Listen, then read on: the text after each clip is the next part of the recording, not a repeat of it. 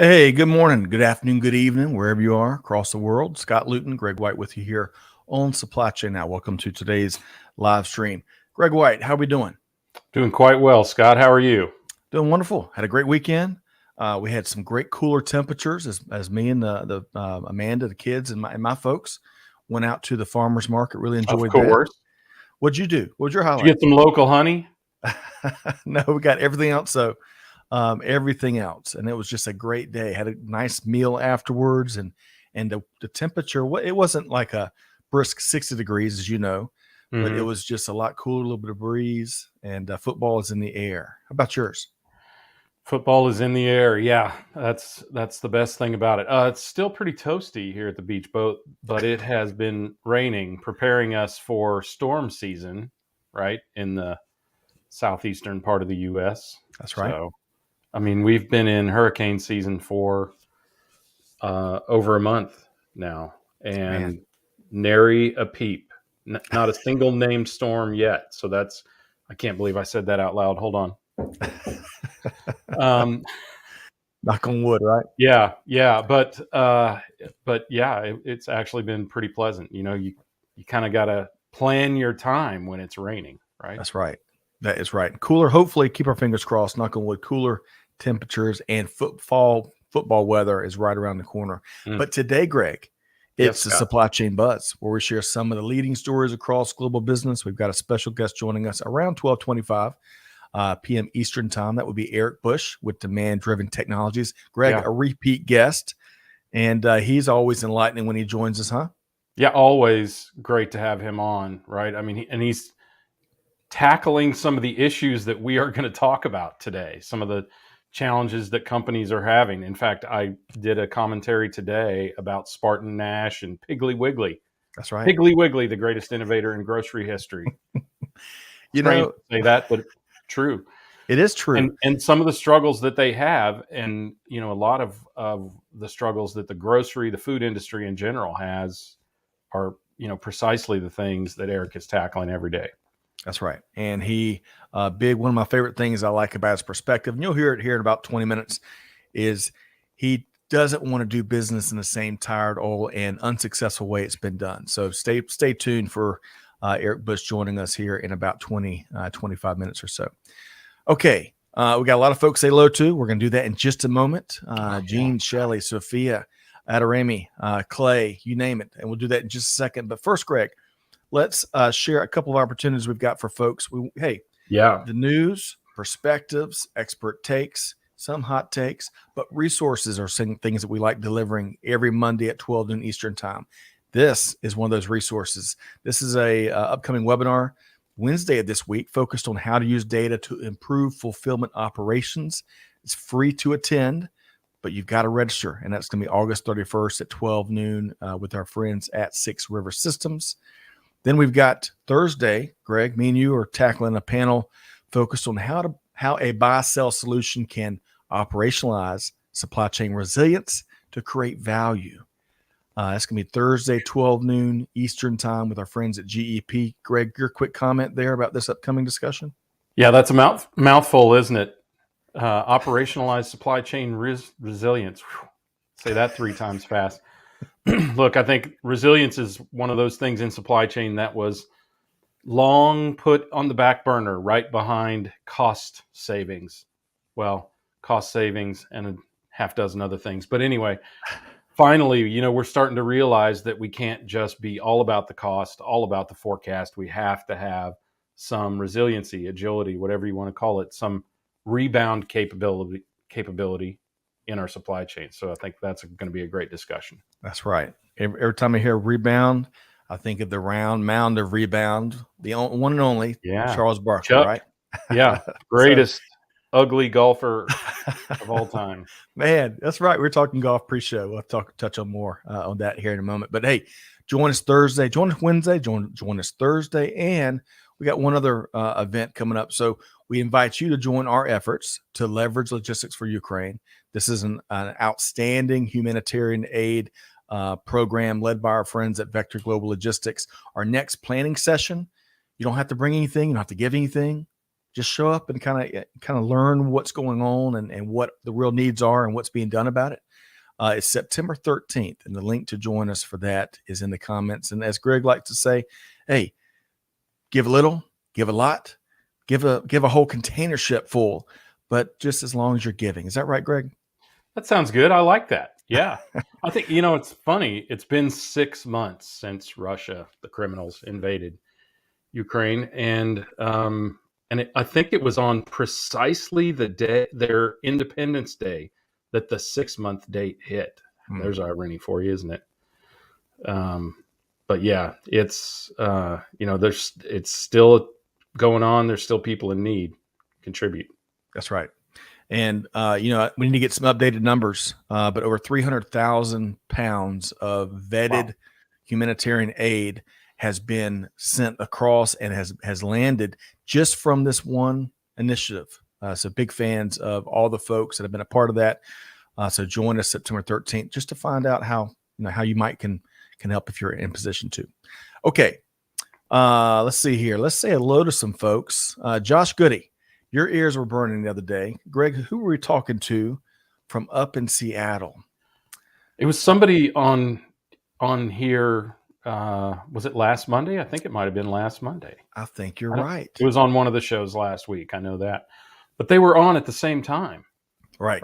Because I think Josh, untrue to form, did not give the weather report. And whoever it was. We'll connect those dots. We need to go back and figure that out. That's right. It's a mystery. Josh is our resident Seattle area correspondent. Always love his perspective as he shares here. Good morning, everybody. Still sunny, but Seattle finally got some rain over the weekend. Excellent, Josh. Of course, big thanks to Catherine, Amanda, Clay, the whole production team to help make it happen behind the scenes. Good morning to you, Catherine. And by the way, Greg, happy birthday to Catherine, who celebrates tomorrow. That's right, tomorrow. But yeah, right? I mean, we may not be around to say that's right. Happy birthday. At least not on the air. Sorry, I hope you didn't want it to be a secret, Catherine. Right. Well, hope you and your family have a chance to enjoy that. Chris Knapp checking in from sunny Atlanta. Chris, we were just talking about slightly cooler temperatures, it feels likely, so over the weekend. Chris hope this finds you well via LinkedIn.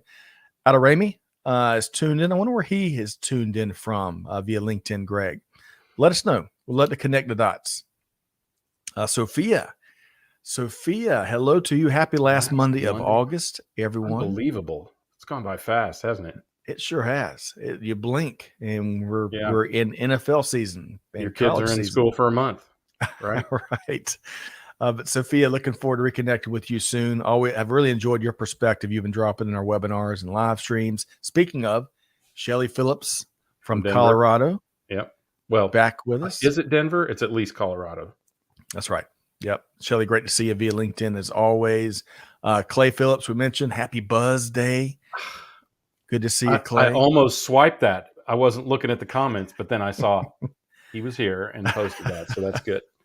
GP, Gene Pledger from North Alabama is back with us via LinkedIn. Gene, really enjoy your perspective as always. Josh says real football season started a few weeks ago.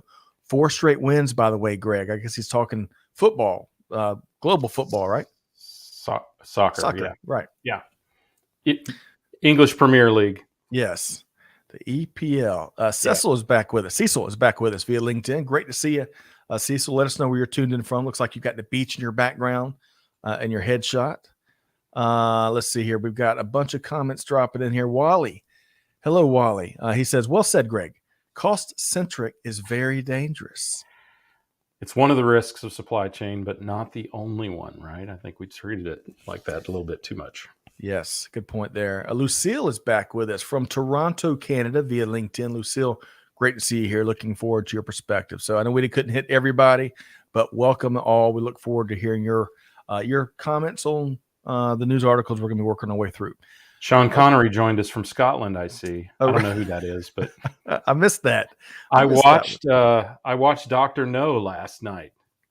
The new one or the old one? I'm the very first Bond movie, not book, but the first Bond movie. Yeah. So, I decided I'm going back to the beginning and starting all over again. What's old is new again, as always.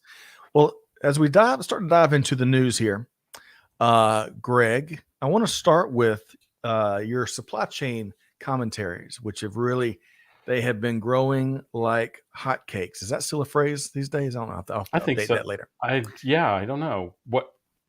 I Let's don't go know. with it. Let's go Yeah. with it. Growing like Selling like Amazon. hotcakes. So you publish these every Monday, Wednesday, Friday, Yep. and you touch on a variety of topics across global supply chain and then some. All right, supply chain touches everything, as we know here. Now, last week, I think this was maybe from Friday, you Yep. kind of had it was like what I'm calling a supply chain medley. I loved it. You touched on loads, you touched on Gap, you touched on Monster Energy, and I thought it'd be a nice little kind of walking around a level setting to give us a quick update on what you shared last week. Yeah, well, in this particular one, what was fascinating. So I do a newsletter Monday, Wednesday, and Friday also, and I pick an article and then I review it. And that day, I could not pick just one article, so I kind of talked just a little bit, invited people to join or to subscribe to the newsletter, but also, what I think the lesson of that particular commentary was read between the lines. So if you go into those articles, Lowe's, right, is building is starting to do e-commerce for pros. By pros, they mean contractors, not just us common consumers. Just as the housing market is collapsing and building is slowing at an virtually unprecedented pace, in the last 12 years, Sure. 14 years. So, I thought I would highlight that to folks. And then the Gap, they are, they're trying to kind of remain relevant and keep themselves balanced in terms of e-commerce and in-store retail. And then Monster Beverage, you could just read the pain in the CEO's voice, who clearly feels like he's being picked on, victimized, whatever you want to say, by people in the marketplace. He's like, hey, we're so much better than we used to, but you guys just keep beating us down. That was all in between the lines of every one of those articles. But I think it's important for people to recognize what's not said in some of these articles as much as what is said. And I just wanted to share that I took those things away from those articles.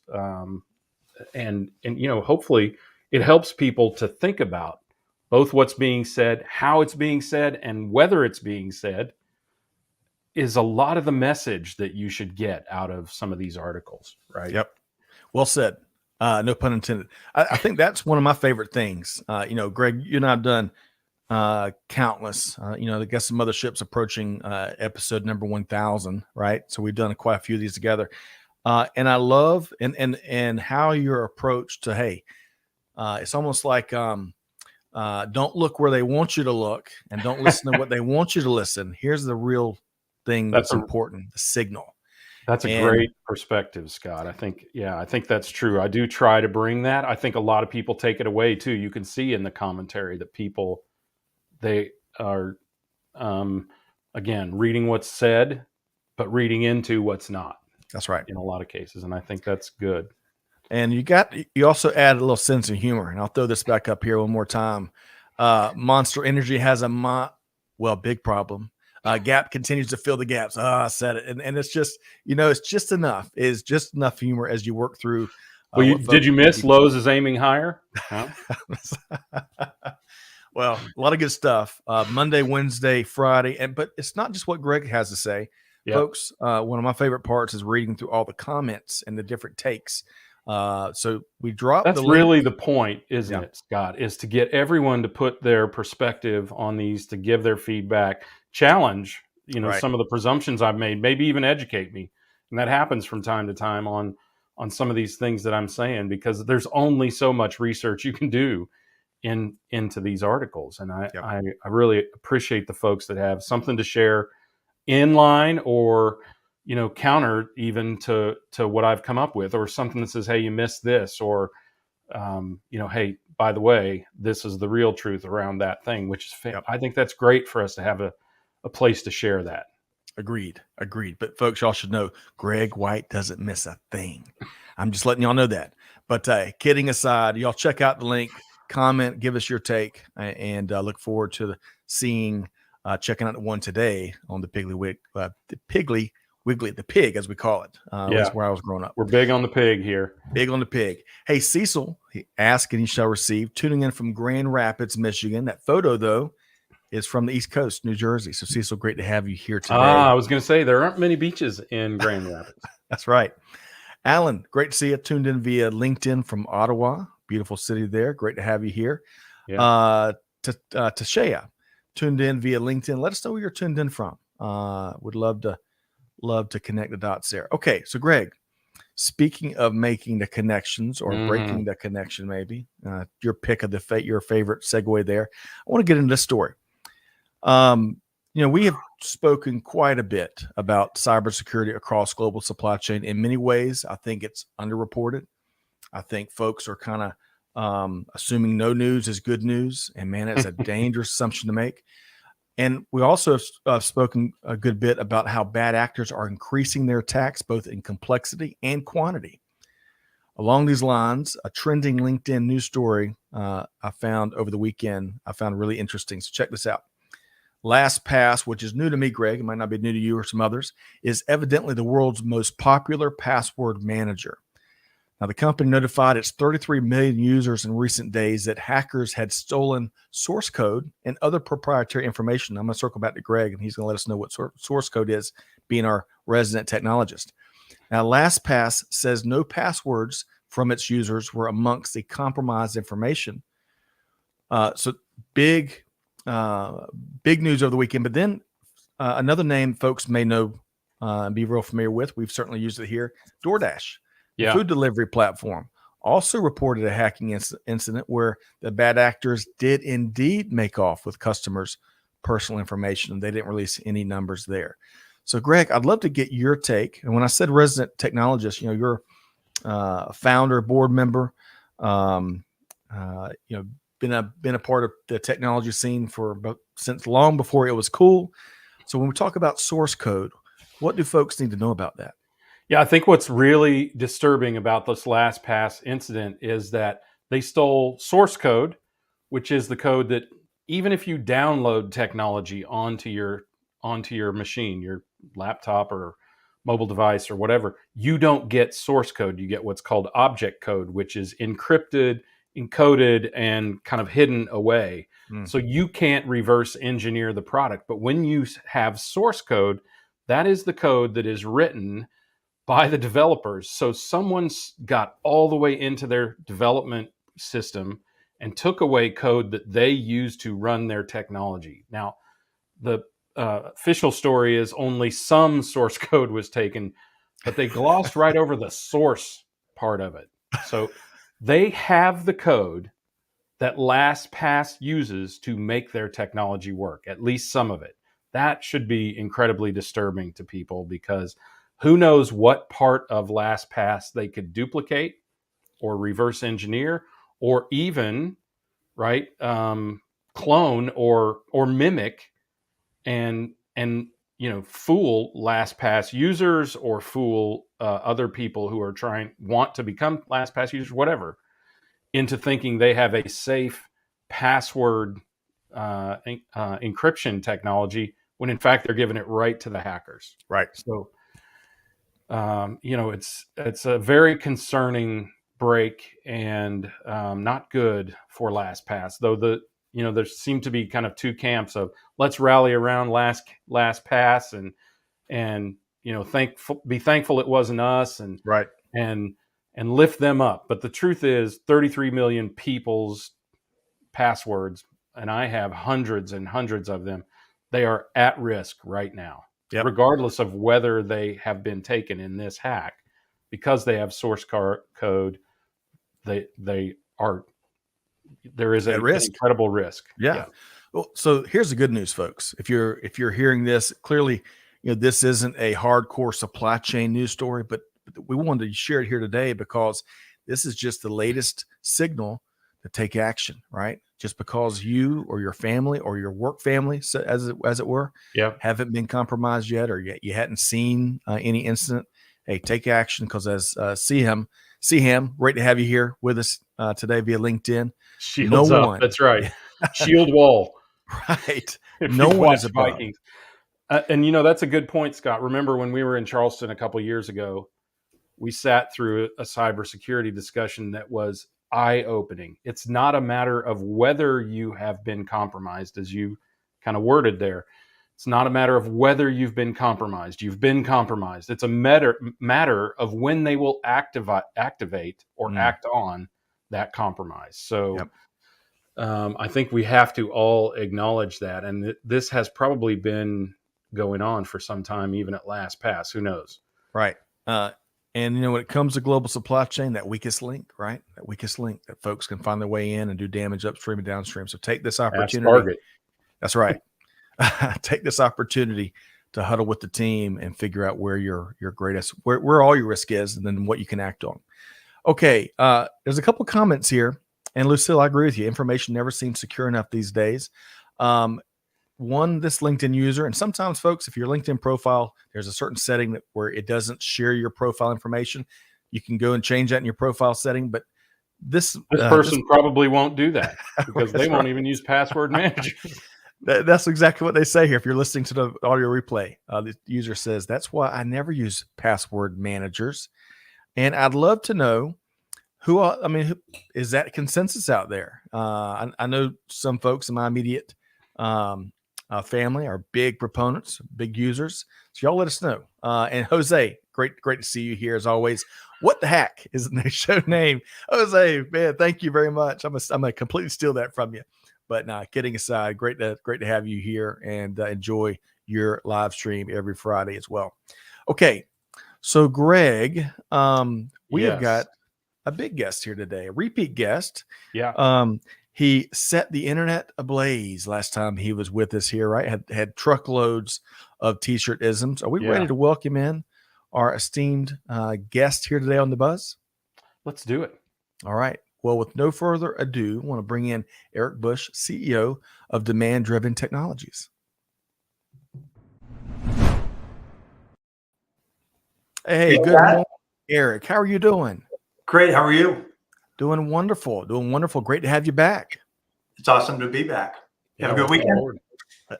Well, Erik and Greg, as we were both saying pre-show, Greg, we didn't have as good of a weekend as who, Greg? Rory McIlroy. Nobody had as good of a weekend as Rory McIlroy. Yeah. But those 18 million reasons and then some aside, I do want to stay with the sports theme for a minute, Erik, because today is National Sports Day. National Sports Day. It's a new thing. So why are we working? I mean, right?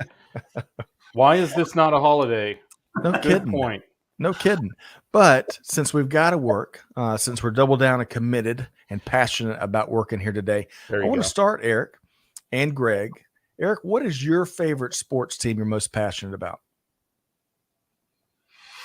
Wow. That's a tough question. I grew up in Cleveland, longtime Browns fan, kind of cringing about that due to events of the last several months. It's got me really questioning my whole existence. But I don't want to get too caught up in the emotion of it all, but right. I can't name the Browns. I'm not going to name the Browns. Okay. Big Georgia Bulldog fan, national champs last year. They finally beat Alabama. That was awesome. Actually became a Gunners fan, Arsenal Gunners, over in EPL when I lived in London. Josh Goody. They're top of the table right now. 4 straight wins. Major comeback against Fulham on Saturday. That was quite exciting. But actually, my top team right now are the Ravens, and not the Baltimore Ravens. My grandson Tegan, 9 years old, plays on flag football. Nice. His teams have won the last 2 titles, undefeated. I mean, nothing makes it Grandpa more proud. Man, that's awesome. Grandson out there playing quarterback and making interceptions and running the ball and just having a pound in his chest. I love it. I'm wearing the purple too today, so there you go. Love that. Love the Ravens, the local Ravens. Okay, so Greg, Erik shared a lot of man. We could go down a lot of different routes there based on what he shared. But Greg, for those that may the 2 or 3 folks that may not know you, what is your favorite sports team?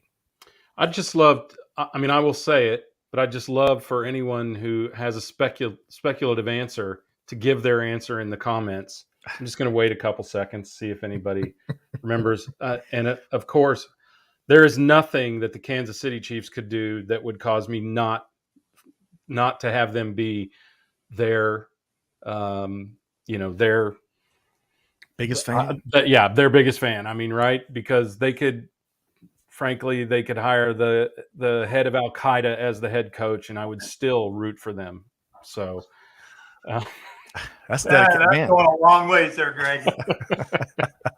Well, of course, that's only a joke, but huge Chiefs fan, of course, and I really empathize in a lot of ways with Browns fans. One of my best friends, Paul Noble, and one of my longtime best friends are both Browns fans.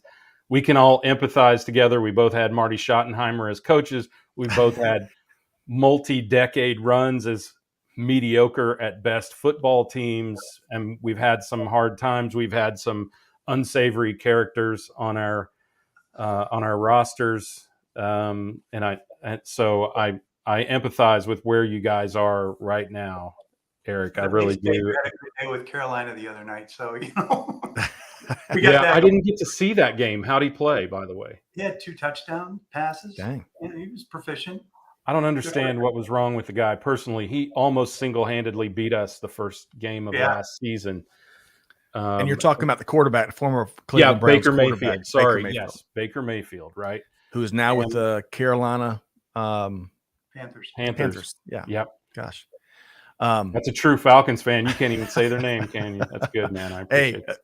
We always got to be honest. I am admittedly a bandwagon Atlanta Falcons fan, right? But okay, we're talking about favorite sports teams. Scott, spill it. So I'm a big time Clemson Tigers fan. You see some of the memorabilia. Say that right? Back behind me.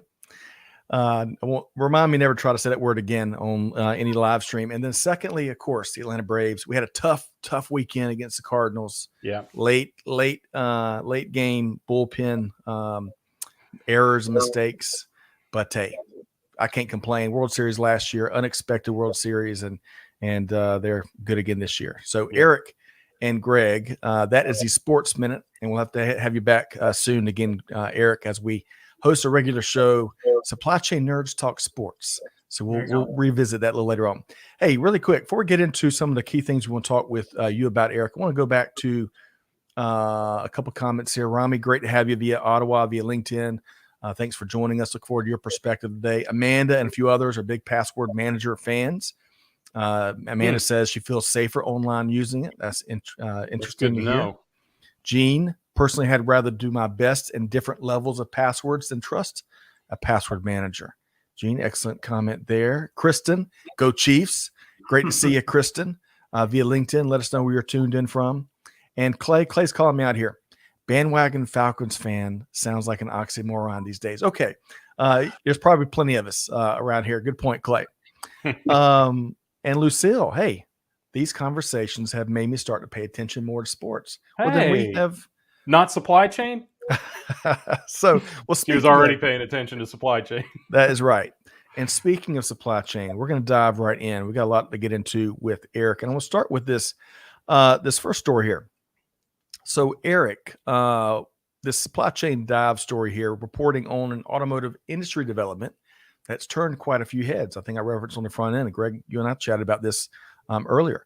Ford Motor Company and others are expressing major concerns when it comes to battery sourcing. So, Erik, tell us more. It's a real interesting article. And, I'm very interested in this whole topic of the electric vehicles. I had my first ride in a Tesla a few years ago, and I was just amazed at the difference. And one of the colleagues on our staff was explaining, what the service interval is. It's like they check your battery every couple of years, and that's about it. Because when you think about it, an electric motor is so fewer electric moving parts than a combustion engine. It's amazing. And what's happening, I think, just looking back over the last few years, how fast this thing is starting to take off. It's really striking. And I think the reaction that you'd see in the article about Ford, and they mentioned Stellantis, which is the Fiat Chrysler strategies, is they are very concerned that they're going to run out of the raw materials needed for the batteries. Ford's focused on their battery producer relationships, but Stellantis is actually going even further upstream in terms of getting more involved with the suppliers of the raw materials, the lithium and the other elements that go into these new batteries. And so and we'll kind of talk about on this other topic we're going to touch on as well, but it's interesting to see that they're seeing that it's almost like we got to go back to Henry Ford and Rouge River and vertical integration again, where especially in a period of change like we're going to go through now with the EV transformation, is you've got to reconnect elements of your supply chain. And there's going to be a lot of continued evolution in the battery materials and the way that technology works. That's going to, I think, further accelerate the adoption of electric vehicles. And the whole market is just going to shift dramatically. And so I think, obviously you can appreciate if you're in those shoes, you just cannot be shorted for these materials. They don't come from, they're all over the world, and there's unique country relationships, some of it related to China, which is a big concern, obviously, because of what we've seen in the last couple of years with the way they've handled the pandemic and the like. Right. So the big takeaways for me is, I think electric vehicle rate of adoption is accelerating. That's a good one for you, Greg. It's accelerating. That's good. I like that. Thank you. And I think the new technologies that are coming this way are going to further amplify that. And we're going to see a very, very different picture here in the next 3 to 5 years. So I think the companies like Stellantis, like Ford, like others, where they're reaching further upstream to guarantee that they've got enough committed supply to meet their requirements is a smart move, because those same technologies are used for laptops, for, think of all of the electrification of equipment, whether it's vehicles, technology, whatever. This is going to be a very, very interesting period that we're going to go through on that front. So my real takeaway was, boy, it's really picking up pace. One of our clients is a automotive supplier that does wiring harnesses. Okay. They've seen a big shift towards the high voltage elements of it, where, it's the heavy duty equipment that transfers the power from the batteries to the motors and the like. Much different technology than the typical harnesses that they do for your lights and things like that in the vehicle. So very, very interesting. And gosh, can you say buggy whip? I mean, the guys who are making parts for the combustion engines, I hope they're seeing that sunset coming, because I'm not saying the combustion engines are going to go away forever, right. But it's certainly not going to be the mix it is today in the next few years. Well, right. Greg, I'm going to get you to comment here in a second, but on your last point, Eric, look at this LinkedIn user, and Amanda, let us know who this was, if you would. They say 2035, no fuel engine cars will be sold in Europe anymore by law. Right. Yeah. Interesting. Okay. So Greg, Eric shared a lot there. Of course, this article we're referencing here from our friends over at Supply Chain Dive. There's a few of the comments I'll share in a second, but Greg, your take. Yeah. So about a few weeks ago, I did a commentary on this very article, and the things that struck me, Eric, were that at best, this statement, at best, 50% of the raw materials required, to meet the combined announced targets for all EV OEMs is actually available. At best, half of what they need is available, right? And the deadline is looming, as you saw there, 2035 for Europe. When you need supply to increase supply rapidly, and you need to do it by a substantial amount, how careful are you in how you increase that supply? Historically, not at all. And that was kind of the striking element of this article that leapt out at me. I think we'll not only have to address volume in the means by which we create batteries today, but new battery technologies will have to be developed. We'll have to have substitutes for the rare earth minerals and elements that are included in batteries and in semiconductors and things like that, because it's just simply not sustainable. Of course, it's not sustainable. We're peeling away the Earth's crust, right? But it's not even available to do that. Volkswagen and Mercedes are both looking at Canada, and Canada is spending something like $3 billion US to enable the crust of their nation to be stripped away for rare earth elements. And doesn't that sound a little scary? I think we have to think about how we innovate to enable electrification, because it is inevitable, right? It is going to happen. For a long time, people have said, there's all these statistics about what it takes to build an EV versus the savings that it creates. But the fact is, it's going to happen. So we have to figure out how to build them more economically, more environmentally, sustainably, right? So that it can happen. Because if we can do all of that, and I believe that we can, just like any new innovation, we're going to take a step backwards. But if we can do all of that, then we're so much better off. And also, as a bit of a hot rodder, the torque, Eric, from an electric motor versus a combustion engine is unbelievable. So much more efficient. It's unbelievable. 2 seconds 0 to 60 is a very real thing in your grocery getter if it's an electric. So, Hey, hang on Eric. I'm gonna get your commentary in just a second. I recognize. So, thank you, Josh. That was Christopher Reinhardt that shared that blurb about the 2035 sunset. So we'll have to learn a lot more about that. Jose weighing in with Giants and Jets is his sport teams. And Sophia says another thing being explored is lithium mining from e-waste. I think I read that right based on her correction here.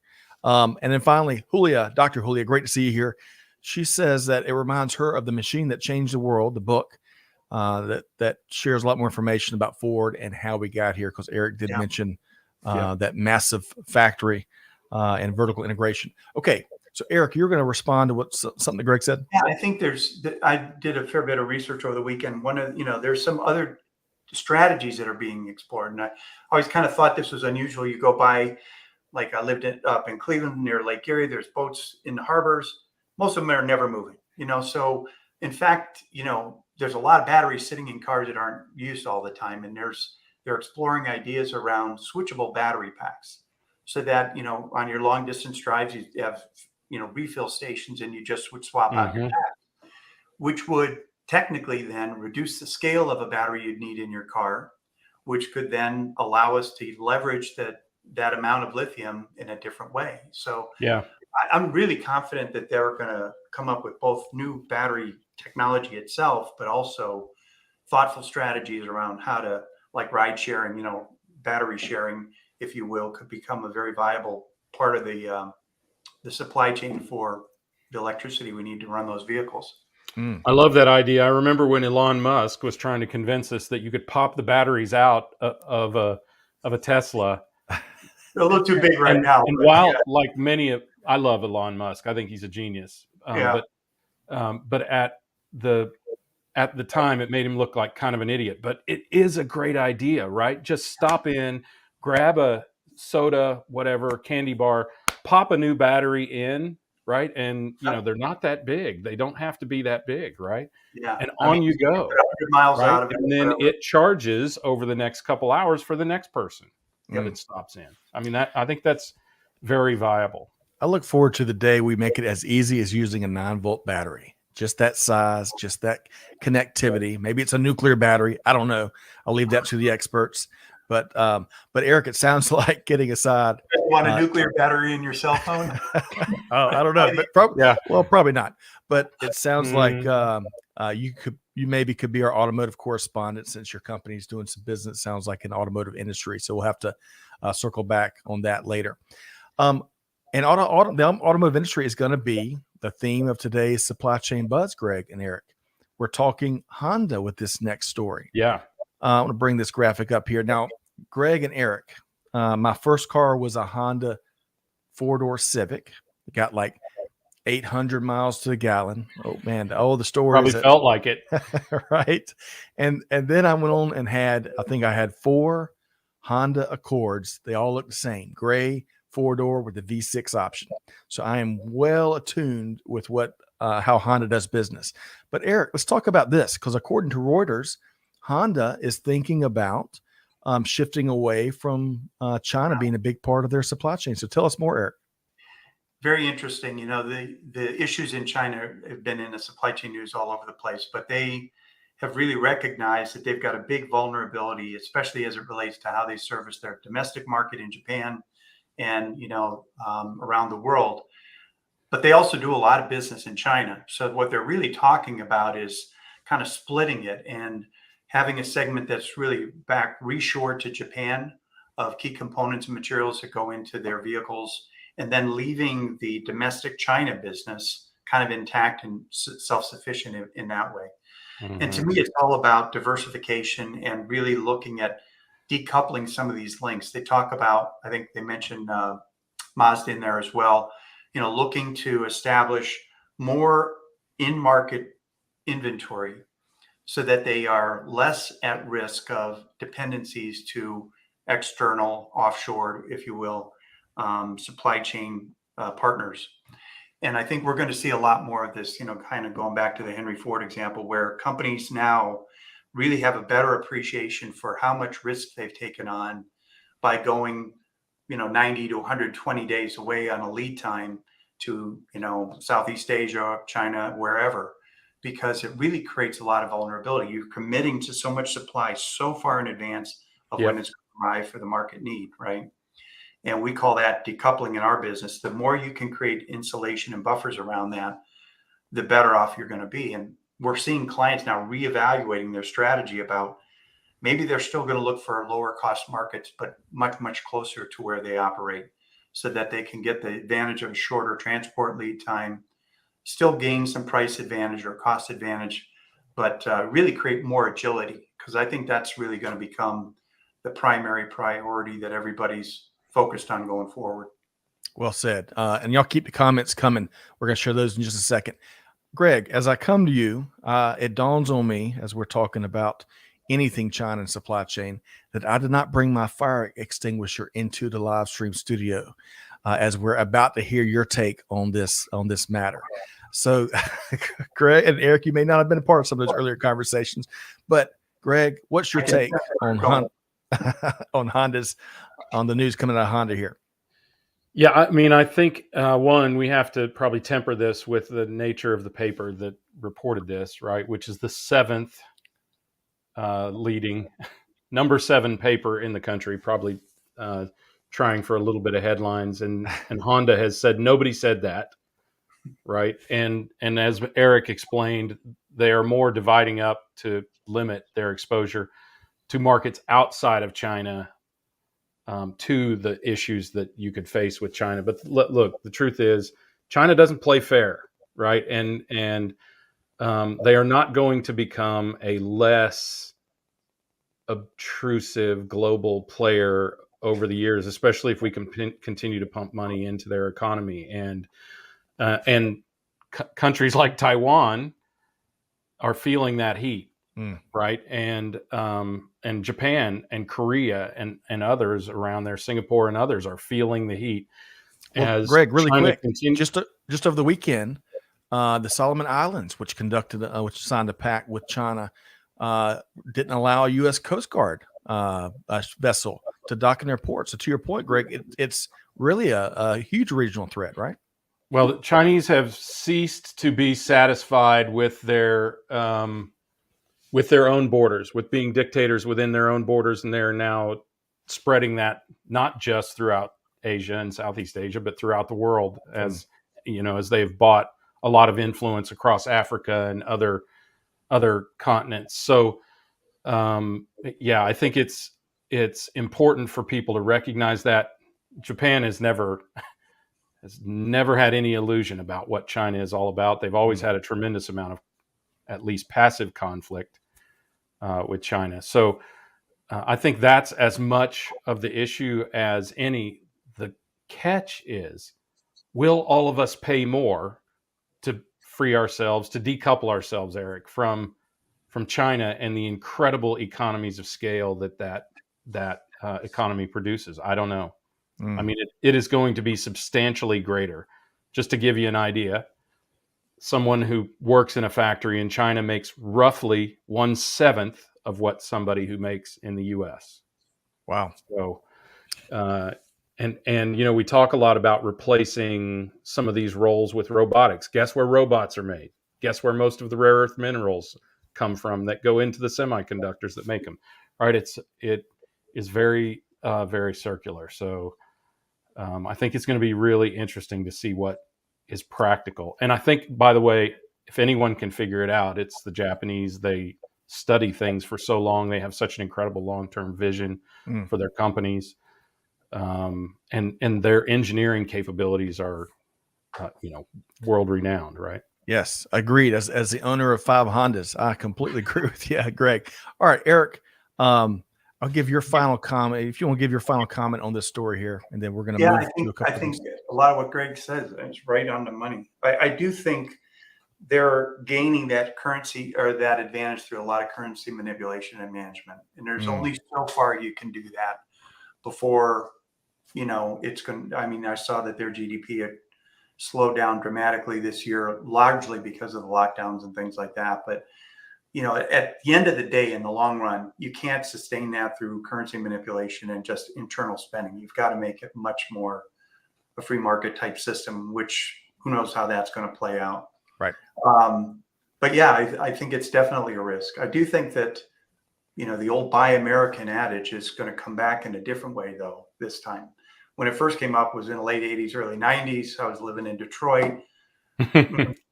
That was kind of, I'm sorry to say to any automotive folks out there, but they had it good for too long and they felt rather entitled and they were not wait to what could be done. Witness what was going on with your Hondas and, the Japanese threat and European automobiles that were way better quality, and so, but I think kind of that sentiment's coming back here in the US where I think people realize that there are a lot of things we can do domestically be competitive. And, I think that we'll see how that's going to play out. I wouldn't be the first one to suggest it's going to be easy, but we'll see. We shall see. It'll be interesting as it unfolds. A couple quick comments here. Keith, great to see you here. Love that picture, you and your son via YouTube. I was able to catch up with Keith on a This Week in Business History Live last week or two. Really enjoyed his take there. So great to have you here today. Chad, hey, me and you kindred spirits. His first car was a Honda Civic. Great car. I agree. You don't want to pull anything with the car. And you don't want to take it with the whole family on vacation, but it was a great car. And Chad, great to see you. Really enjoyed your appearance with us, with our friends at Esker. Bill says there's a supply chain problem to solve, ensuring the batteries, going back to the battery discussion, are available based on predicted demand, use of the cars, trucks, passing the battery stations, all of that infrastructure. A great point there, Bill. All that has got to be solved. CM says China seeks dominance, just like the Roman Empire. Excellent point there. Greg calls out something, Greg Studer from Milwaukee calls out something that you and I have chatted about previously, Greg. He says China has big issues brewing with just economy and their housing issues, which is fascinating, especially it's tough to give it justice here in a minute, but as the Communist Party has evidently refused continuing to finance some of the reindeer games going on in that sector in China. So great point there. And Lucille, yeah, everything comes from China. They got leverage and they certainly know it and they act on it all the time. Excellent point. Okay. And we'll try to hit some of these comments here before we wrap with Eric. But Eric, as I touched on the front end, we love to share resources, right? That's what folks come to expect from us every Monday at 12 noon as we tackle the supply chain buzz every single week. And you come with resources for our listeners. That's right. So 2 in particular. So first, we've got an upcoming webinar coming up on September 14th. Erik's team is hosting it. It's going to focus on Intuiflow's scheduling and execution, so folks can check that out. And then secondly, Erik, you and the team developed a new white paper on managing in a supply-constrained environment. Touch on this white paper, if you would. Yeah, I think it's really interesting. Everybody knows there's supply chain constraints all around the world. But it's interesting also to see that customers are seeing their inventory turnover rates slow down. So wait a minute. You're telling me I'm in a supply constrained environment. You would think my inventory turnover rates would be accelerating, Right. and instead they're slowing down. And why is that? Well, the constraints don't exist in all of the materials you buy and use in your products that you sell to the market. They're typically limited to a few, like chips in the automobiles. And, we've seen about Ford continuing to build Broncos, but they're missing some chip technology, and they'll put that in later on. So right. And they're getting parked in NASCAR race tracks all over the place. Right. And so what's happening to customers is that they are continuing to use their forecast to buy materials out based on the amount of demand that they see. And they've got a lot of past due demand in that figure because they haven't been able to keep up because of those supply constraints, right? Meanwhile, the unconstrained materials just keep coming in. So in the white paper, we actually show some publicly traded companies and what their inventory turnover rate performance was year over year. Some as bad as a 42% decline, others more in the 20 to 25% range and the like. The one notable exception, Pfizer. Why that was? Yeah. Yeah. Something about a vaccine. I think it might, I don't know what that was, but and so don't you think they probably felt a little bit of whiplash effect, Erik? I mean, that's a whole nother story, but right. We probably won't know that for years. It's just offering some strategies to look at how you should be pacing your acquisition of materials in this environment. The constraint has moved outside your organization. Usually it's a production resource inside the plant or something like that. Now it's moved outside. And a lot of people have trouble modeling that limitation, and therefore they're buying at a rate beyond what they're going to, of the other materials than what they'll be able to actually produce.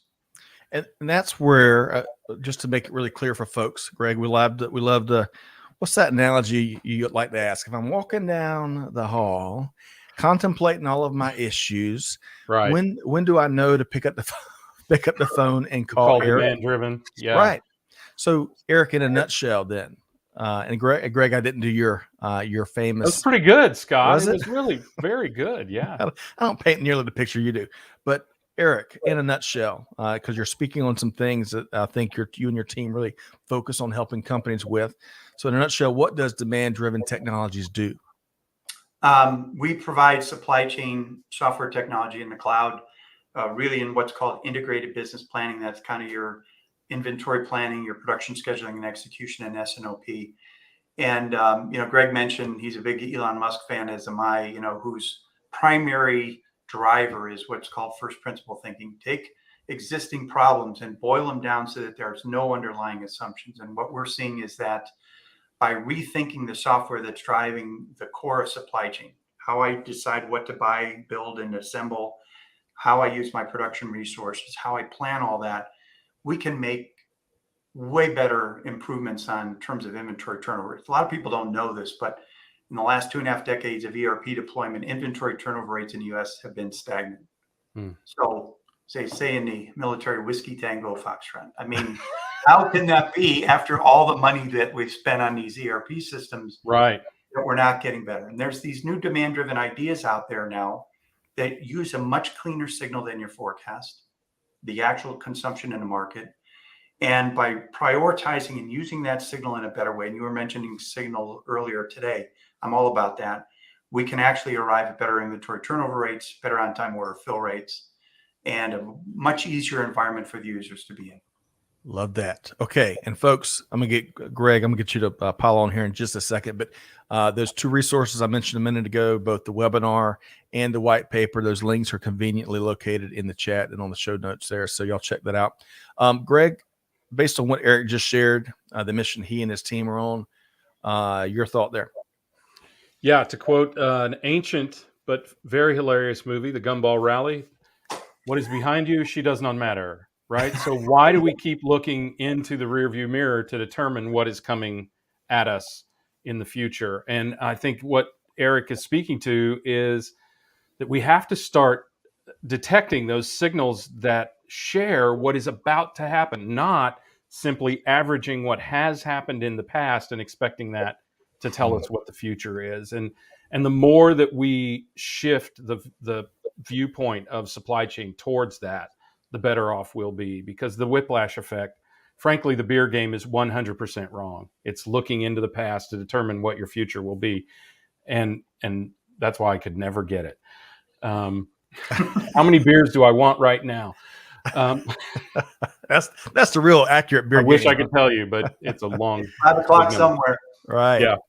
But anyway, and that's a good point, Eric. We did have to start somewhere. And in 1903 and 1886, which is when most of the forecasting techniques that are used in supply chain were built, that was the data that we had. But now we have, as Erik's talking about, so much more robust data, so much greater viewpoint into the future that we need to go back to the first principle and think about, why are we using all of these averaging techniques instead of thinking about how we can build a better forecast into the future.